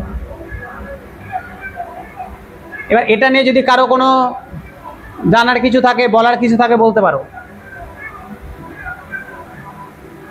নাই কিছু জিজ্ঞাসা করার? কবির কিছু জিজ্ঞাসা করবে? কি আর জিজ্ঞাসা করবে স্যার? সন্ন্যাসী বিদ্রোহে আসি এবার। সন্ন্যাসী বিদ্রোহ দেখো, মেইন বিদ্রোহ পড়ে নিলাম। এবার আমাকে অনেকগুলো আন্দোলন হয়েছে এই সময়, যেগুলো আমাকে পড়তে হবে। এবার সব আন্দোলন ভালো করে শোনো, সব আন্দোলনের সাল তোমাকে মুখস্থ রাখতে হবে না, কারণ সব আন্দোলনের এক্স্যাক্ট সাল নেই। যেগুলোর আছে আমার লেখা আছে, যেগুলো লেখা আছে ওগুলোই পড়বে, সবগুলোর এক্স্যাক্ট সাল নেই। এখন যদি তোমাকে বলে যে ধর্মতলাতে বা নবান্নে যে তোমার হচ্ছে শিক্ষকরা আন্দোলন করছে, এক্স্যাক্ট সাল বলো, স্টুডেন্ট আন্দোলনের সাল বলো, তুমি বলতে পারবে? কেউ বলবে 2018 থেকে চলছে, কেউ বলবে 21 থেকে চলছে, কেউ বলবে 22 থেকে চলছে। এক্স্যাক্ট সাল হয় না। এক্স্যাক্ট সাল কোনগুলো হয়? যেগুলো একদম এক্স্যাক্ট কোনো একটা জাতি এক্স্যাক্টভাবে আন্দোলন করছে ওগুলোর সাল হয়। যেমন 1857 সালের আন্দোলন, সাল আছে, তারিখ আছে। আর যেগুলো মব, যেগুলো চলেছে অনেক দিন ধরে, 5 বছর 10 বছর, ওগুলো এক্স্যাক্ট কোনো সাল হয় না। তো ওই জন্য ওগুলো সাল পরীক্ষাতেও দেয় না। যেগুলো সাল দিবে ওগুলো সাল আমার লেখা আছে, ওগুলো আমি বলে দিচ্ছি, ওগুলোই করবে শুধু, ঠিক আছে? তো দেখো, সন্ন্যাসী বিদ্রোহ সালটা হচ্ছে 1763। এই কিসের হাসি এত? বলো, সবাই মিলে হাসবো, একা একা হাসছো, খারাপ লাগছে না? 1763 সাল, ঠিক আছে? 1763 সাল ইম্পর্টেন্ট। আচ্ছা, এবার আসি সন্ন্যাসী বিদ্রোহ, একটু ভিতরে ঢুকি। দেখো গল্প যেটা এখান থেকে, যে আনমারা আন্দোলনটাকে সন্ন্যাসী বিদ্রোহ বলছি ঠিকই, কিন্তু অ্যাকচুয়ালি আন্দোলনটার নাম সন্ন্যাসী ফকির আন্দোলন। সন্ন্যাসী বললে কেমন বলতো, ব্যাপারটা এরকম হয়ে যায়, সন্ন্যাসী বললে মানে শুধু সনাতন ধর্মকে বোঝায়। সন্ন্যাসী ফকির, আমরা যেমন আমাদের ধর্মে সন্ন্যাসী বলি, মুসলিম ধর্মের ফকির বলে। এই সন্ন্যাসী ফকির এদের উভয়েরই আন্দোলন ছিল, এটা সন্ন্যাসী ফকির আন্দোলন। তো এবার স্যার কি ছিল আন্দোলনটা? হঠাৎ করে এদের কি দরকার পড়লো, সন্ন্যাসীদের কি দরকার পড়লো ব্রিটিশদের সাথে আন্দোলন করা? হ্যাঁ, দরকার পড়লো। আগের দিন আমি একটু কারণ বলেও ছিলাম, ব্যাকগ্রাউন্ড বোঝাতে গিয়ে বলেছিলাম, আর একটু বলি, শুনে নাও। দেখো, এই সন্ন্যাসীগুলোর জীবন চলতো কেমন করে, সন্ন্যাসী বা ফকির যাই বলো, এদের জীবন চলতো কেমন করে? লোকের বাড়িতে সাহায্য চেয়ে। ধরো আমি সন্ন্যাসী, একদম গেরুয়া বস্ত্র পরে নিয়েছি, ভিক্ষা করতে বেরিয়েছি, চলে গেলাম, ধরে নাও জাহিনের বাড়ি চলে গেলাম। বলছে জাহিনের ধরে নাও বউ প্রেগনেন্ট আছে, ঠিক আছে? বাড়িতে গেলাম, ওকে বলছে ওর খুব সম্পত্তি, ধরে না প্রচুর জমি জায়গা। আমি বললাম দেখো, তোমার না ছেলে হবে, ঠিক আছে, তোমার ছেলে হবে। আমি একটু এমনি একটু অ্যাক্টিং করলাম ওর বাড়ির সামনে দাঁড়িয়ে, আমি এই মন্ত্রপদ্ম পাঠ করলাম, তোমার ছেলে হবে। ও বললো হ্যাঁ ঠিক আছে, দেখছি হচ্ছে কিনা। এবার দেখো, ব্যাপারটা বোঝার চেষ্টা করো, আমার কাছে তো অপশন আর 100টা নাই, অপশন 2টা, হয় ছেলে নালে মেয়ে। মেয়ে একটা না একটা তো মিলবেই। ওর মতো আমি আরো 10 জনের বাড়িতে বলেছি ছেলে হবে, 10 জনের বাড়িতে 3টা পসিবিলিটি তো হবে, 3টা বাড়িতে মিলে গেছে ছেলে। ওই যে 7টা বাড়িতে মিলেনি, ওর বাড়িতে আমি থোড়াই আর যাবো, দ্বিতীয়বার যাবো না। কিন্তু যে 3টা বাড়িতে মিলে গেছে, ওরা তো খুব খুশি পাচ্ছে, বাপরে দারুণ সন্ন্যাসী ছিল তো, একদম যা বলেছে তাই হয়েছে, ঠিক আছে। এবারও আমি ওর বাড়ি যখন সেকেন্ড টাইম গেলাম, বলছি হ্যাঁ একদম আপনি যা বলেছেন তাই হয়েছে। আপনি ও খুশি মনে আমাকে দান করে দিল হয়তো 2 বিঘা জমি। এই যে আপনাকে আমি 2 বিঘা জমি, আর প্রচুর জমিদারের কাছে তখন প্রচুর জমি দান করে দিল, আমিও খুশি হয়ে গেলাম। ওই জমি নিয়ে আমার চলছে, ও আমাকে হয়তো 5 বস্তা চাল দিয়ে দিল, আমার এটা চলছে। এইভাবে চলতো সন্ন্যাসী ফকিরদের জীবন, ঠিক আছে। এবার সব সন্ন্যাসী ফকিরের কথা বলছি না, কিছু জন অরিজিনালি হয়তো ছিল, আমি তাদের কথা বাদ দিলাম। মোস্ট অফ এখনও দেখবে, যদি 100 জনের কাছে যাও ঝাড়ফুঁক করাতে, আমি বলছি না যে কারো কাজ করে না, তা না, 99টাই কিন্তু এমনি বিজনেস স্কুলে বসে আছে। তো ওই রকমই ব্যাপার। তো ধর না বলছে স্যার কাজ করে না, চলেন আমার সাথে, দেখাবো আপনাকে কেমন করে কী করতে হয়। তো ঠিক আছে, তো ব্যাপার হচ্ছে, তো এরকমভাবে চলছিল। এবার যখন পার্মানেন্ট সেটেলমেন্ট চালু হলো, যখন চিরস্থায়ী বন্দোবস্ত চালু হলো 1793 সালে, তার আগে ওই সময় পিরিয়ডটাতে যখন চালু হচ্ছে, ওই সময় পিরিয়ডটাতে কী হচ্ছে, জমিদারদের কাছে আস্তে আস্তে জমি নাই। জমিদারদের জমিগুলো তো ইংরেজরা নিয়ে নিচ্ছে, ওদের উপরে কর চাপিয়ে দিচ্ছে। জমিদারদের নিজের কাছে জমি নাই, ওরা আর কি দান করবে? আমার কাছে 500 বিঘা ছিল, আমি 2 বিঘা দিয়ে দিলাম, আমার কোনো যা আসে না। এবার আমার কাছেই সব কেড়ে করে বেঁচেছে 40 বিঘা বা 30 বিঘা। এবার ওর মধ্যে যদি আমি তোমাকে 2 বিঘা 4 বিঘা করে দিয়ে দিতাম, আমি তো থাকবো না। তো এই জন্য যারা সন্ন্যাসী ফকির ছিল ওরা আর সাহায্য মানে পাচ্ছিল না জমিদারদের কাছে। জমিদারদের কাছে জমিদার বলছে তুমি আমার কাছে চাইতে এসো, আমার কাছে নিজেরই নাই, আর তোমাকে আমি কি দেবো? তো ওরা পাচ্ছে না, তার মানে পরোক্ষভাবে ওদের রাগ ইংরেজদের অব্দি। আর এই ইংরেজরা এই সন্ন্যাসী ফকিরদেরকে ডাকাত বলতো, ডাকাত, চোর ডাকাত। এরা লোকজনকে ভুলভাল বুঝিয়ে লোকজনের কাছ থেকে টাকা নিচ্ছে, এরা চোর ডাকাত। এই জন্য ওদের একটা রাগ ছিল। যখনই ওরা ধরুন রাস্তাতে বেরাতো, কোনো ইংরেজ চলে যাচ্ছে মোটরসাইকেল করে, মোটরসাইকেল স্কুটি খুটখুটি যাই বলো, চলে যাচ্ছে, এ চোর যাচ্ছে, চোর চোর। এখন যেমন ধরুন টিএমসির লোকজন গেলে লোকজন বলে, ঠিক আছে, এ চোর চোর, ওরকম ভাবে চোর যাচ্ছে, চোর যাচ্ছে, মাথা খারাপ সব সময়। তো মাঝে মধ্যে দেখবে শুভেন্দু গেলেও চোর চোর, সবই তো একই, যে বসবে সিংহাসনে সবাই একই। তো ওই রকম গল্প ওদের সাথে হতো, তো রাগ তো হবেই। তো এই যে এই কারণগুলো ছিল যার জন্য তারাও একটা আন্দোলন লঞ্চ করলো ব্রিটিশদের বিরুদ্ধে। এটাই আমাদের সন্ন্যাসী ফকির আন্দোলন নামে পরিচিত। ঠিক আছে, কত সাল? 1763 সাল। লিডারগুলোর কথা বলবো কি স্যার? মাজনু শাহ, দেবী চৌধুরানী, চিরাগ আলী, মুসা শাহ, এগুলো প্রত্যেকে হচ্ছে আন্দোলনের লিডার। মাজনু শাহ, চিরাগ আলী, দেবী চৌধুরানী। ঠিক আছে, আচ্ছা স্যার, দেবী চৌধুরানীর নাম মনে পড়ছে? কোন একটা উপন্যাসের নাম মনে পড়ছে? দেবী চৌধুরানী বঙ্কিমচন্দ্রের। ভালো কথা। বঙ্কিমচন্দ্রের লেখা আছে আনন্দমঠ। আনন্দমঠ উপন্যাসে এই যুদ্ধের কথা উল্লেখ আছে। তোমাকে পরীক্ষায় কোশ্চেন দিবে কোন উপন্যাস থেকে আমরা এই তোমার হচ্ছে এই সন্ন্যাসী বিদ্রোহের কথা জানতে পারি। কোন যুদ্ধ থেকে জানতে পারি? এই যুদ্ধ থেকে, এই সরি কোন এই উপন্যাস থেকে? আনন্দমঠ থেকে। ঠিক আছে, আনন্দমঠে সন্ন্যাসী বিদ্রোহের কথা উল্লেখ আছে। কারণ দেওয়া আছে ধর্মীয় বিষয়ে হস্তক্ষেপ করা। ঠিক আছে, এক তো স্যার টাকা পয়সা নিচ্ছে, অর্থনৈতিক কারণ আছে, তারপরে তাদের ধর্মীয় বিষয়ে হস্তক্ষেপ করছে, ধর্মীয় বিষয় আছে। এই ব্যাপারটা বলিনি, ধর্মীয় বিষয়ে হস্তক্ষেপের ব্যাপারটা বলছে। ধরে নাও আমার বাড়িতে পুজো হবে, এই তাকাও ভালো করে, আমার বাড়িতে ধরো পূজা হবে, আমি কাকে ডাকবো? ধরে নাও আমার জানাশোনা ভালো সন্ন্যাসী আছে, তখন তার এত পণ্ডিত এত ঠাকুর মা করছিল না, জানাশোনা আমার কোনো ভালো সন্ন্যাসী আছে, ওরাই পূজা পার্বণা করতো, ওদেরকে ডেকে নিলাম, এই আমার বাড়িতে পূজা বা যজ্ঞ করতে হবে, আমার বাড়িতে একটা বাস্তু পূজা আছে, করে দাও। বা কোনো ফকিরকে ডাকলো, যারা মসজিদ ফসজিদে ছিল ফকিরকে ডাকলো। এবার গল্প হচ্ছে ব্রিটিশরা প্রচার করা শুরু করলো, এই যে পূজা করছে দেখো, এই যে বা মসজিদে যাচ্ছে দেখো, কোনো কাজ নাই, মসজিদের লোকজনকে ভুলভাল বুঝাবে, টাকা পয়সা নিবে, এই করবে, অমুক করবে, ধুমুক করবে, এগুলো কোনো মানে হয় না, কোনো কিছু হয় না, এই কোনো ধর্মের কোনো অস্তিত্ব নাই, না মুসলিম ধর্মের অস্তিত্ব আছে, না হিন্দু ধর্মের আছে, এরকমভাবে ওরা বোঝানোর চেষ্টা করলো। এবার ওরা দেখছে আমাদের এতদিনের ধর্ম, আমাদের এই জিনিস, ব্রিটিশরা খ্রিস্টান, ওরা এসে আমাদের উপরে প্রভাব ফেলছে, নিজের ধর্মকে আমাদের ধর্মের উপরে চাপানোর চেষ্টা করছে, এই একটা ধর্মীয় কারণ ছিল। ঠিক আছে, তাহলে গেল এগুলো গল্প গেল। চলে আসছি পরের আন্দোলন। বোঝা গেল স্যার সন্ন্যাসী বিদ্রোহ কি কি মনে রাখবো, লিডার মনে রাখবো, কোথা থেকে স্যার আন্দোলন নেওয়া হয়েছিল, আনন্দমঠ থেকে আমরা জানতে পারি, এই তো গল্প। সাল মনে রাখবো 1763 সাল।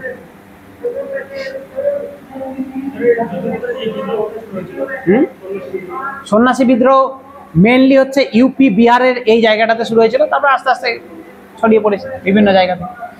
সন্ন্যাসী বিদ্রোহের একটা প্রভাব বেঙ্গলেও দেখা যায়। ভেলুথাম্পি আন্দোলন, ভেলুথাম্পি আন্দোলন দেখো, এই আন্দোলনটা মোটামুটি সাল, এটারও দরকার নেই সাল, তবে বলে মনে রাখো, মানে মনে রাখার দরকার নেই, বলে দিচ্ছি 1809 সালের আশেপাশে এই আন্দোলনটা হয়েছিল। এখান থেকে আগে আমি আন্দোলনটা বলে নিই, ঠিক আছে, আন্দোলনটা আমি বলে নিচ্ছি, তোমার মনে রাখার জন্য, যে পরীক্ষার জন্য যেটুকুটা ইম্পর্টেন্ট ওটা এখানে শুধু লেখা আছে, ওটা তুমি মুখস্থ রাখবে। আন্দোলনটা কি ছিল একটু মন দিয়ে শোনো। বলছে এই যে ভেলুথাম্পি, এটা কেরালার ঘটনা। কেরালাতে ত্রাভাঙ্কর, তখন তাঙ্কিউবার বলা হতো, কেরালার এই ত্রাভাঙ্কর বলে একটা জায়গা আছে, এই ত্রাভাঙ্করের ঘটনা ভেলুথাম্পি আন্দোলন। কি হয়েছে বলছে, এখানে একের পর এক ব্রিটিশরা ট্যাক্স বসাচ্ছে, তো ত্রাভাঙ্করের যারা লোকাল অধিবাসী ওদের পক্ষে অসহ্য হয়ে গেছে, আর ট্যাক্স নেওয়া যাচ্ছে না। তো ওদের প্রধানমন্ত্রীর নাম ভেলুথাম্পি ছিল। এই ওদের এদিকে না আমাকে ঘোড়ার খুঁড়ের মতো না, আমারও একটা খুঁড় লাগিয়ে নেবো, ওইদিকে যেন তাকাতে না হয়, যখনই তাকাচ্ছি দেখছি গল্প করছে। তো কেরালা ত্রাভাঙ্করের ওখানকার যারা জনগণ ছিল, ওরা ট্যাক্সের চাপায় পড়ে ওদের অতিষ্ঠ হয়ে গেছে। তো তো ওরা সাহায্য চাইলো প্রধানমন্ত্রীর কাছে, ওদের যে প্রধানমন্ত্রী, তখন তার প্রধানমন্ত্রী না মন্ত্রী, তো উনি ছিলেন ভেলুথাম্পি। উনি বললেন যে ঠিক আছে, এক কাজ করো, বলছে ব্রিটিশদের হাত থেকে যদি বাঁচতে হয় তাহলে একটাই রাস্তা, ওই যে ব্রিটিশগুলোকে মারতে হবে, যখন ট্যাক্স নিতে আসবে মেরে ফেলে দেবে, তাছাড়া এরা কথা শুনবে না, ভালো কথা এরা শুনবে না। বলো ঠিক আছে, কিন্তু সমস্যা হচ্ছে এর যে এখানকার রাজা, ভেলুথাম্পির যে রাজা ছিল, মানে তোমার হচ্ছে এই যে ত্রাভাঙ্করের যে রাজা ছিল, ও কিন্তু সাপোর্ট করলো ব্রিটিশদেরকে। ওখানকার যে প্রধানমন্ত্রী, প্রধানমন্ত্রীর নাম ভেলুথাম্পি, উনি সাপোর্ট করলেন জনগণকে, কিন্তু রাজাটা সাপোর্ট করলো ইংরেজদেরকে। ঠিক আছে, বললো যে গোটা ভারতবর্ষের মোগলরা পরাজিত হয়ে যাচ্ছে, গোটা ভারতবর্ষের সব লিডার মিলে পড়ে যায়, আমি ছোট্ট একটা ত্রাভাঙ্করের রাজা ব্রিটিশের সঙ্গে লড়াই করে মরবো নাকি, তার দরকার নেই। আর ভেলুথাম্পি উল্টা কথা, ভেলুথাম্পি বলছে না, যেটা আসছে ওটা কেটে দাও, পরে দেখা যাবে কি হবে। বললো ঠিক আছে। ওদেরই ওখানকার একটা সংগঠন ছিল নায়ার সংগঠন। নায়ারটা কেমন সংগঠন কি বলবো, একটা বিদ্রোহী সংগঠন, যেন আমাদের যেমন জঙ্গলমহল আমরা কি বলি, মাওবাদী বলি। তো এবার মাওবাদীর কিন্তু ভালো খারাপ দুটোই দৃষ্টিভঙ্গি আছে, যদি দুই দিক থেকে ভাবতে যাও, ভালো খারাপ দুটোই দৃষ্টিভঙ্গি আছে। এই যে মাওবাদের জন্ম কোথায় জানা আছে? মাওবাদের জন্ম কোথায়? মাওবাদের জন্ম হচ্ছে চাইনাতে, চীন। যদি কখনো সুযোগ পাই যখন গল্প, তাহলে বলবো চাইনা থেকে কিভাবে মাওবাদ ঢুকলো, ইন্ডিয়াতে কিভাবে আসলো। দেখো সেম ঘটনা ইন্দিরা গান্ধীর সময় হয়েছিল। এলটিটি যেটা ভারত পাঠিয়েছিল শ্রীলঙ্কাতে, ভারত শ্রীলঙ্কাতে পাঠিয়েছিল, বিশাল একটা সুন্দর কাহিনী, যেই কারণে ইন্দিরা গান্ধী রাজীব গান্ধীকে হত্যা করা হলো। তো ওই সময় ইন্দিরা গান্ধী একটা খুব সুন্দর কাজ করেছিল, এলটিটিকে পরে মেরে ফেলে দিয়েছিল। মানে আমারই সৈন্য পাঠালাম, যাও, মানে সৈন্য তো না, লোকজন, আমার কিছু একটা সংগঠন পাঠালাম, যাও শ্রীলঙ্কাতে গিয়ে অশান্তি লাগিয়ে দাও, ওখানকার লোকজনকে মারো। এবার দেশের স্বার্থে এগুলো করতে হয়। হ্যাঁ হ্যাঁ, মিশতে গেছে, ওখান থেকে কমিউনিস্টের জন্ম, কমিউনিস্ট চিন্তা ভাবনার জন্ম। তো যাই হোক, ওটা গেল শ্রীলঙ্কাতে গিয়ে মারপিট করলো, অনেক পুরোনো গল্প, মারপিট করলো, অশান্তি করলো, শ্রীলঙ্কাতে প্রচুর লোক হত্যা করলো। যখন ইন্দিরা গান্ধীর মিটে গেল যে আমার আর দরকার নেই, আমি যেটা চাইছিলাম পেয়ে গেছি, এটা আমেরিকার একটা বেস নেওয়ার ঘটনা আছে, অন্য সময় বলবো। মিটে গেল, ইন্দিরা গান্ধী আর্মি পাঠিয়ে দিল, বললো ওরাকেই মেরে দাও এলটিটিকে। ইন্দিরা গান্ধীরই তৈরি করা ছিল, ভারত সরকারেরই তৈরি করা ছিল, ভারত সরকারই ওকে হত্যা করলো। এই হত্যা করাটা খুব দরকার ছিল, নাহলে পরে ওরাই কিন্তু ভারতে আক্রমণ করতো। এই ভুলটা চায়নারা করেনি। চায়নারাও একই কারণে নেপালে যখন আমেরিকা বন্ধন দিতে আসে, চায়নারাও মাওবাদী পাঠিয়েছিল নেপালে আমেরিকাকে মানে হটানোর জন্য। ওরাও সেম কাজ করেছিল, কিন্তু ওরা আর হত্যা করেনি, যার জন্য ওই মাওবাদীরই একটা শাখা ইন্ডিয়াতে ঢুকে গেছে, তারপর থেকে চলছেই অশান্তিটা। তো যাই হোক, ওটা অন্য গল্প। তো ওই রকমই একটা সংগঠন ছিল নায়ার সংগঠন। তো ওই নায়াররা সাপোর্ট করলো ভেলুথাম্পিকে, বলে আপনি মারেন, আমরা সঙ্গে আছি, একদম কোনো ব্যাপার না, একদম কাটতে যাবো সবকে। ঠিক আছে। তো এই যে আন্দোলনটা সূচনা হলো ভেলুথাম্পির নেতৃত্বে, তোমার হচ্ছে ত্রাভাঙ্করে, কেরালার, এই আন্দোলনটার নামই হচ্ছে ভেলুথাম্পি আন্দোলন। বোঝা গেল? এই আন্দোলনই হচ্ছে প্রথম আন্দোলন। এই আন্দোলন যখন হয়ে গেল, যখন যেটা হবার পরিণাম ছিল, এরাই পরাজিত হবে নিঃসন্দেহে। পরাজিত যখন হলো, এই ভেলুথাম্পিকে ধরে প্রকাশ্য রাস্তায় ফাঁসি দেওয়া হয়েছিল। ফাঁসি বলা হয় আমাদের ভারতবর্ষের এটাই প্রথম প্রকাশ্যে ফাঁসি। পরীক্ষায় কোশ্চেন দিবে, ভারতবর্ষের প্রথম প্রকাশ্যে ফাঁসি এই ভেলুথাম্পির ফাঁসি। একদম রোডের মিডিলে, চৌরাঙ্গি রোডের মিডিলে, একদম কোনো কাপড় মাপড় নাই, একদম প্রকাশ্য রাস্তায় ফাঁসি দিয়ে টাঙিয়ে দেওয়া হয়েছিল ভেলুথাম্পিকে। ঠিক আছে, দেখে নাও। লিডার ভেলুথাম্পি, কেরালার ত্রাভাঙ্করে হয়েছিল। এই যুদ্ধের সময় প্রথম জনসম্মুখে ফাঁসি দেওয়া হয়। ঠিক আছে, আর কিছু না, এখান থেকে আর কিছু নেই। বোঝা গেল? সমস্যা নেই, নাই তো? নাই, কিছু নাই, সমস্যা। নেক্সট দেখি, আর একটা পড়িনি, এটা লাস্ট পড়িনি, তাহলে এরপরে ম্যাডাম।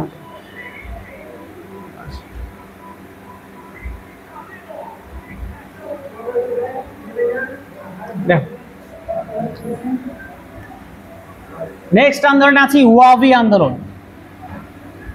ওয়াহাবি আন্দোলন ইম্পর্টেন্ট আন্দোলন। এর অনেকগুলো খাঁটি ছিল, অনেকগুলো কেন্দ্র ছিল, তার মধ্যে দুটো মেন কেন্দ্র, একটা হচ্ছে সিথানা আর একটা হচ্ছে পাটনা। সিথানা আর পাটনা, এই দুটো হচ্ছে মেন মানে এই আন্দোলনের মেন খাঁটি দুটো ছিল, একটা সিথানা, একটা হচ্ছে পাটনা। ঠিক আছে, কে লিডার? স্যার শাহ ওয়ালিউল্লাহ এই আন্দোলনের সূচনা করেন। শাহ ওয়ালিউল্লাহ। এবার স্যার শাহ ওয়ালিউল্লাহ আন্দোলনের সূচনা করে। এই আন্দোলনটা কি ছিল আবার একটু বুঝে নাও কি ছিল। এই যে ওয়াহাবি আন্দোলন ছিল, এটা ছিল ইসলাম ধর্মকে রিভাইভ করার, পুনর্জীবিত করার একটা আন্দোলন। ইসলাম ধর্মকে সংস্কার করার একটা আন্দোলন ছিল ওয়াহাবি আন্দোলন। এই যে শাহ ওয়ালিউল্লাহ উনি গেছিলেন মক্কায় গেছিলেন, সৌদি আরবে গেছিলেন। উনি যখন ওখানে গেলেন, ওখানে দেখছে ওখানে ইসলাম ধর্ম অন্যরকম, মানে ওখানে ইসলাম ধর্ম স্বচ্ছ, ওখানে ইসলাম ধর্মের মধ্যে এত ভেদাভেদ, এত যে নারী শিক্ষা, দেখবে আমাদের এটা নর্মাল, এটা বাস্তব কথা যে ইসলাম ধর্মে কিন্তু এখনো নারী শিক্ষার দিকে একটু কম জোর দেওয়া হয়। তো ওখানে তিনি গেলেন, ওখানে দেখছেন না নারী শিক্ষা খুব সুন্দরভাবে মেয়েরা সচরাচরভাবে যাচ্ছে, মেয়েরা ভালো পড়াশোনা করছে, এত কুসংস্কার নেই, এত কিছু বাধা নাই। কিন্তু যত বাধা সব ইন্ডিয়াতে। বলছে তাহলে অরিজিনাল ইসলাম কোনটা? ওখানে যেটা শেখানো হচ্ছে না আমাদের ভারতে যেটা শেখানো হচ্ছে? তাহলে নিঃসন্দেহে পার্থক্য কোথাও না কোথাও তো ভুল হচ্ছে। যদি ওটা ঠিক থাকে তাহলে এটা ভুল, এটা ঠিক হলে ওটা ভুল। এবার তিনি ওখানে থাকলেন, বেশ কয়েক মাস ওখানে থাকলেন, ওখানকার ইসলাম ধর্মকে ভালো করে তিনি ওখানে ইসলামটাকে উপলব্ধি করলেন। আর ওখানে বড় বড় যারা বিজ্ঞ ছিল তাদের সাথে মেশামেশি করলেন, ওদের সাথে ইসলাম ধর্মটাকে বুঝলেন। এবার তিনি দেখলেন যে না, অরিজিনাল যেটা ইসলাম ধর্ম যেটা বলছে সেটা তাহলে ওখানে যেটা হচ্ছে সেটাই অরিজিনাল। ভারতবর্ষের লোকজন নিজের প্রোপাগান্ডা চালানোর জন্য নিজের মতো করে ইসলাম ধর্মকে সাজিয়ে নিয়েছে। এবার বললো যে ওটা যদি অরিজিনাল হয় তাহলে ভারতবাসী যেটা শিখছে সেটা ভুল শিখছে, তাহলে আমাকে এই জিনিসটাকে ঠিকটাকে পৌঁছাতে হবে মানুষের কাছে। তো এইটাকে পৌঁছানোর জন্য তিনি ভারতবর্ষে এসে এই আন্দোলনটাকে, অ্যাকচুয়ালি কিন্তু ওয়াহাবি আন্দোলন সৌদি আরবের আন্দোলন, ওই আন্দোলনেরই মতাদর্শে তিনি মানে কি বলবো প্রভাবিত হয়ে তিনি এই আন্দোলনটাকে ভারতবর্ষে লঞ্চ করলেন, যে এটা ইসলামকে রিভাইভ করবে, ইসলামকে সংস্কার করবে, ইসলামকে ঠিক রাস্তায় নিয়ে যাবে। তিনি যখন মারা গেলেন তারপরে আন্দোলনটাকে লিড করতে লাগলো সৈয়দ আহমেদ। ঠিক আছে, আমাদের বেঙ্গলে এই আন্দোলনটাকে লিড করছিল তিতুমির। আমাদের মালদাতেও কিন্তু ওয়াহাবি আন্দোলনের হয়েছিল মালদাতে। ঠিক আছে, মালদাও কিন্তু একটা, বেঙ্গলের মধ্যে মালদাও কিন্তু একটা বড় মানে জায়গা যেখানে ওয়াহাবি আন্দোলনের প্রভাব ছিল। তো যাই হোক, আমাদের বেঙ্গলে আন্দোলনটাকে লিড করছিল তিতুমিরের নাম খুব ইম্পর্টেন্ট পরীক্ষার জন্য, আমরা ছোটবেলা থেকে পড়ে এসেছি। তিতুমির হচ্ছেন নারকেল বেরিয়ায় বাঁশের কেল্লা নির্মাণ করেন। পরীক্ষায় বারবার কোশ্চেন দিয়েছে বাঁশের কেল্লা কে নির্মাণ করেছিল? তিতুমির নির্মাণ করেছিল। তিতুমিরের একটু ছোট্ট গল্প শুনে নাও। কৃষ্ণনগরের নাম শুনেছে? কৃষ্ণনগর, নবদ্বীপ কৃষ্ণনগর। কৃষ্ণনগরে একজন রাজা ছিল, মানে জমিদার ছিল, কৃষ্ণদেব করেছিল কি, মুসলিমদের ওপর দাড়ির উপরে ট্যাক্স বসেছিল। ভাবো কত ধরনের মানুষ হয়, দাড়ির উপরে ট্যাক্স, মানে যার যত বড় দাড়ি তাকে তত বেশি ট্যাক্স দিতে হবে। হ্যাঁ, অরিজিনাল কথা। কিন্তু যার ছোট দাড়ি, অল্প দাড়ি, মাপকাঠি ছিল, এতটুকু দাড়ি তোমাকে এত টাকা ট্যাক্স, এর থেকে বড় হবে তো এত টাকা ট্যাক্স। ভাবছো যার যত একটা মানুষের ট্যাক্স চাওয়ারও লিমিট থাকে। তো এই কৃষ্ণদেবকে হত্যা করলো গিয়ে তিতুমির গিয়ে কৃষ্ণদেবকে হত্যা করেছিল, এবং এখান থেকে বাংলাতে ওয়াহাবি আন্দোলনের সূচনা হয়। ঠিক আছে, তাহলে সৈয়দ আহমেদ ছিল লিডার, তিতুমির ছিল লিডার। আমরা পড়লাম বাংলায় আন্দোলনের নেতৃত্ব দিয়েছিলেন তিতুমির, তিনি বাঁশের কেল্লা নির্মাণ করেন নারকেলবেরিয়াতে। 1831 সালে উইলিয়াম বেন্টিক তাকে হত্যা করে তিতুমিরকে, এবং তার বাঁশের কেল্লাকে তোপ লাগিয়ে উড়িয়ে দিয়ে। ঠিক আছে, এবং তাকে হত্যা করে। এটা ইসলাম ধর্মকে সংস্কার করার একটা আন্দোলন, যুদ্ধ ছিল। নদিয়ার কৃষ্ণদেব রায়কে তিনি হত্যা করেছিলেন তিতুমির, এই তো বললাম। ঠিক আছে, বোঝা গেল? সমস্যা নাই তো? হ্যাঁ, তিতুমিরের আসল নাম হচ্ছে মীর নিসার আলী, লিখে রাখো। তিতুমিরের আসল নাম হচ্ছে মীর নিসার আলী।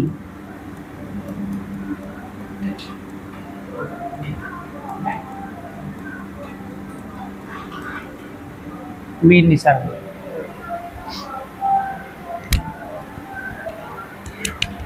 লিখে রাখো, দেয় পরীক্ষায় কিন্তু মীর নিসার আলী। তিতুমিরের আসল নাম মীর নিসার আলী। থাক, এই পর্যন্তই থাক এটা।